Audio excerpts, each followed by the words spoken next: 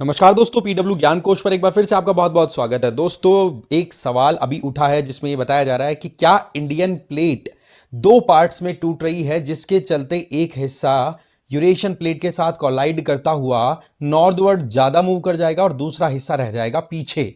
तो इसके पीछे कुछ साइंटिफिक एविडेंसेस अभी दिए गए हैं जिनमें फोकस किया गया है कि सदर्न तिब्बत की तरफ आने वाले रिसेंट टाइम में जो अर्थक्वेक्स है उनकी फ्रीक्वेंसी का बढ़ना, और साथ ही साथ हीलियम का एक आइसोटॉप है दैट इज हीलियम 3 कि मोर और लेस एटमॉस्फेयर में आपको फ्रीक्वेंटली देखने को नहीं मिलता, उसका रिलीज हुआ है तिब्बत के सदर्न रीजन में कई वाटर सोर्सेस के थ्रू।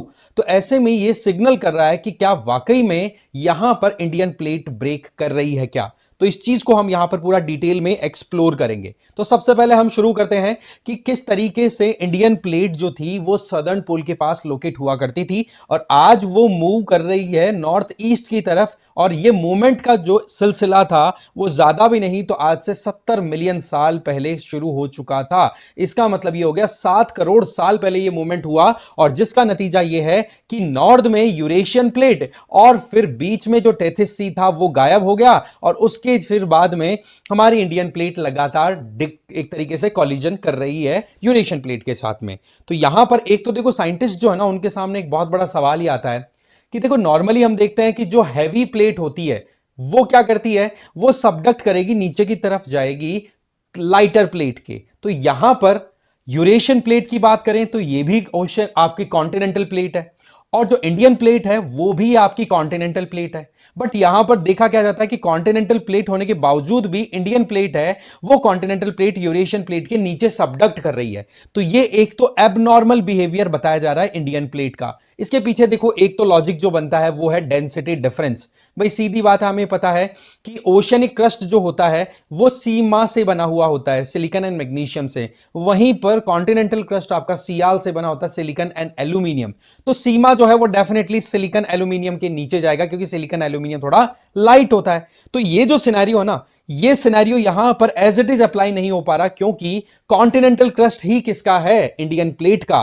तो ये सवालों के जवाब जब साइंटिस्ट ढूंढने लगे तो पता पड़ा कि इंडियन प्लेट डिवाइड हो रही है। एग्जैक्टली वैसे ही जैसे अफ्रीकन ग्रेट आप रिफ्ट वैली की बात करते हो कि बड़े बड़े कंट्रीज के बीच में दरारें आ जाएंगी। वो कंट्रीज जो कि लैंडलॉक हैं उनको कोस्टल लाइन मिलने वाली है अफ्रीका में, और वो कंट्रीज जिनके पास में कोस्टल लाइन है या फिर ये कहें कि जो डिवाइड होंगे उनके दो टेरिटरीज में डिवीजन हो जाएंगे। तो ये ऐसी चीजें आपने बहुत देखी होंगी, तो वही चीज अभी इंडियन प्लेट में देखी जा रही है। वैसे देखा जाए तो ये आप कंडीशन देखिए, इधर है आपकी यूरेशियन प्लेट और ये रही आपकी इंडियन प्लेट। अब इंडियन प्लेट नीचे की तरफ सबडक्ट करे तो सीधी बात है आप देख सकते हो कि मेंटल की तरफ मूव करती, बट यहां पर इंडियन प्लेट में अभी ये एक बाइफर्केशन देखने को मिल रहा है। और इसके लिए सबसे बड़ा जो एविडेंस मिला है वो ये कि मेंटल की जो रॉक्स हैं वो क्या कर रही हैं, इंट्रूड कर रही हैं, राइज कर रही हैं इंडियन प्लेट के टुवर्ड्स। इसके चलते क्या हो रहा है कि इंडियन प्लेट का एक हिस्सा तो यूरेशियन प्लेट या फिर हम कहें तिब्बत वाला जो रीजन है उसकी तरफ नीचे की तरफ मूव कर रही है हॉरिजॉन्टली, वहीं पर एक हिस्सा जो है वो दूसरी तरफ मेंटल में नीचे की तरफ आप कह सकते हो पाताल की तरफ डाउनवर्ड मूव कर रही है। और ये जो फ्रैक्चर यहां पर क्रिएट हो रहा है इसी को हम बोल रहे हैं कि क्या इंडिया के दो टुकड़े हो जाएंगे। तो बेसिकली इंडियन प्लेट जो है वो इस तरफ मूव कर रही है, और इसके एविडेंसेस जैसे मैंने बताया कि एक तो भूटान और एक तिब्बत वाला जो रीजन है वहां पर क्रैक्स देखे गए हैं, और अर्थक्वेक के साथ साथ में हीलियम 3 के जो एमिशंस हैं या फिर आप कह सकते हो रिलीज है वो देखा गया। अब आप खुद देख सकते हो कि इंडिया की प्लेट का मूवमेंट किस तरीके से 7 करोड़ 7 साल पहले यहां से स्टार्ट हुआ और वो नॉर्थ ईस्टवर्ड मूव कर रही है। और सबसे इंटरेस्टिंग बात क्या है कि आज भी इंडियन प्लेट नॉर्थ ईस्ट की तरफ जो मूवमेंट है ना वो एन्युअली 5 सेंटीमीटर मूव करती हुई दिखाई दे रही है। और आपको ध्यान होगा इसी का नतीजा है हिमालयन का अपराइज होना, हिमालयन ओरोजेनी। क्योंकि आप देखते हैं कि जब भी दो प्लेट्स कोलाइड करती हैं, ठीक है, तो आप वहां पर नोटिस करते हैं कि वहां पर दो प्लेट्स का कॉलिजन होता है तो उसको बोलते हैं कन्वर्जेंट प्लेट मार्जिन, और उसकी वजह से वहां पर कंप्रेसिव फोर्स काम करता है और जो बीच का मटेरियल होता है वो फोल्ड होने की टेंडेंसी रखता है, जिसकी वजह से वहां पर बहुत सारे अर्थक्वेक्स भी आते हैं। और उसी अर्थक्वेक की सीरीज में आपने देखा होगा, हमने एक वीडियो बनाया था तिब्बत नेपाल में अभी रिसेंटली अर्थक्वेक आया था जिसमें बहुत लोगों की जाने गई और बहुत सारा इंफ्रास्ट्रक्चर सदर्न तिब्बत में डैमेज भी हुआ था। एक ये वीडियो मैंने बनाया था 9 दिन पहले। ठीक है। अब आप देखो यहां पर मोटी बात कि हमारे देश का नॉर्दर्न रीजन है, उसको अगर हम ध्यान दें तो ये जिस तरीके की इंडियन प्लेट का मूवमेंट है ना, ये लगातार सिस्मिकली इस एरिया को बहुत ज्यादा सेंसिटिव बना के रख रहा है। आप खुद देख लो कि फिफ्थ कैटेगरी के अंदर आता है आपका नॉर्दर्न नॉर्थ ईस्टर्न रीजन और इंडिया का ये नेपाल के साथ में जो ज्वाइन हो रहा है वो वाला हिस्सा। आप यहां पर देख लो श्रीनगर वाला एरिया देख सकते हैं, यहां पर आप हिमाचल प्रदेश के साथ उत्तराखंड वाला रीजन आ गया, नॉर्दर्न बिहार आ गया, नॉर्थ ईस्ट, और इसके अलावा ये वाला रीजन भूटान वाला, और ये जो पर्टिकुलर बेल्ट है जिसको मैं हाईलाइट कर रहा हूं southern Tibet and northern Nepal, ये भी बहुत ज्यादा सिस्मिकली एक्टिव रीजन है जहां पर अर्थक्वेक्स रिसेंटली देखे गए हैं। अब की बार जो कल ये जो तिब्बत नेपाल वाला अर्थक्वेक आया था वो यहां पर इस पर्टिकुलर एरिया में आया था। तो ये जो मोमेंट्स है ना, इनकी देखो जियोलॉजिस्ट लगातार स्टडी करते रहते हैं और इनके द्वारा ही ये बात हाईलाइट की गई है कि जी यहां पर मामला थोड़ा सा डिफरेंट चल रहा है। अब हमें यहां पर दो चीजों को समझने की जरूरत है कि एक तो यहां पर एक वर्ड आप देख रहे होंगे अंडर प्लेटिंग और एक आप देख रहे हैं डीलेमिनेशन। इसका मतलब क्या है? देखो अंडर प्लेटिंग का मतलब तो क्या हो रहा है कि प्लेट बिल्कुल दूसरी प्लेट के नीचे हॉरिजॉन्टली मूव कर रही है, जो कि हम ऑलरेडी समझ चुके हैं। और एक आपका है डीलेमिनेशन। डीलेमिनेशन का मतलब कि यहां पर बाइफर्केशन हो रहा है और ये मेंटल वाला जो पार्ट है ना, ये इंट्रूड कर रहा है, बीच में घुस रहा है, और इसी की वजह से यहां पर रिलीज हो रही है हीलियम 3, जो कि सीधा सिग्नल कर रही है कि मेंटल बहुत ज्यादा एग्रेसिव है इस पर्टिकुलर रीजन में।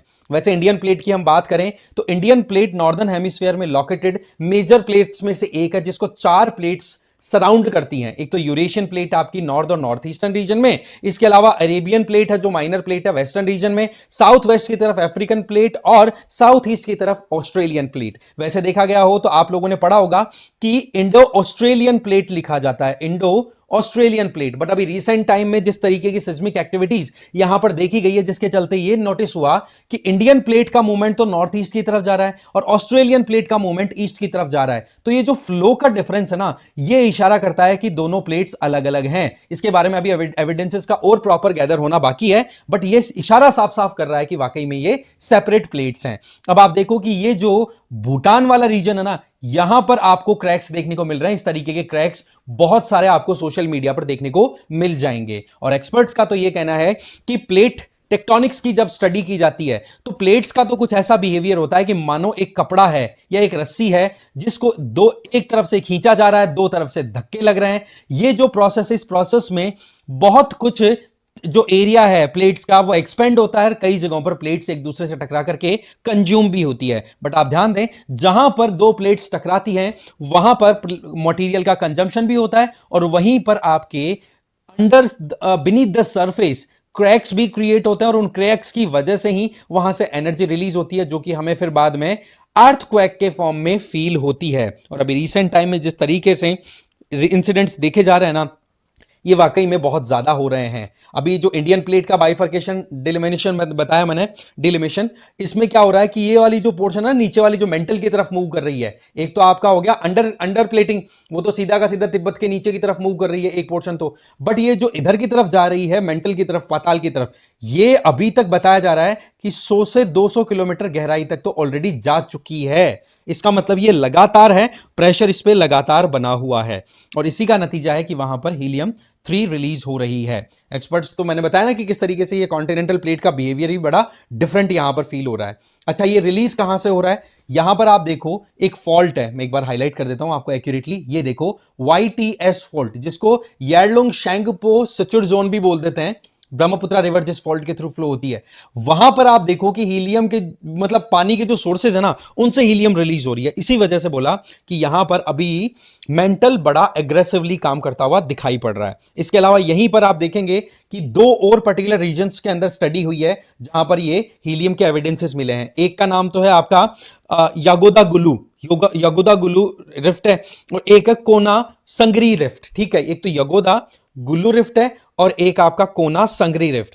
यहां से भी हीलियम के एविडेंसेस देखने को मिले हैं। दैट मींस लगातार इंडियन प्लेट है सबडक्शन जोन के अंदर, जहां पर वो धसी हुई है, उसी जोन के अंदर बाइफर्केट करती हुई दिखाई पड़ रही है। वैसे इंडियन प्लेट की अगर यूनिकनेस की बात बताऊं तो इंडियन प्लेट है ना, जैसे मैंने बताया कि एबनॉर्मल बिहेवियर शो कर रही है, वो तो है ही, बाकी इसके अलावा ये अपने आप में यूनिक इसलिए भी है कि अभी के टाइम पर जिस तरीके से ये प्लेट सबडक्शन कर रही है और उस जियोलॉजिकल इक्वेशन के चलते जो हमारा यहां का पूरा रॉक सिस्टम है ना, वहां पर आपको बहुत सारा मेटामॉर्फिज्म देखने को मिलेगा। इवन आप खुद देख सकते हैं हमारा जो डेक्कन वाला रीजन है वहां पर आपको ज्यादातर मेटामॉर्फिक रॉक्स मिलेंगी। क्यों? क्योंकि वहां पर बहुत हद तक सिस्मिक एक्टिविटीज कंटिन्यू है, ठीक है, और जो मटेरियल है, एग्जिस्टिंग मटेरियल, वो ट्रांसफॉर्म हो रहा है high pressure and high temperature condition में, जिसके चलते फिर मेटामॉर्फिक रॉक्स का फॉर्मेशन हो जाता है। और उसी के चलते डेक्कन वाला जो रीजन है वो हमारे मिनरल्स पॉइंट ऑफ व्यू से बहुत ज्यादा रिच भी है।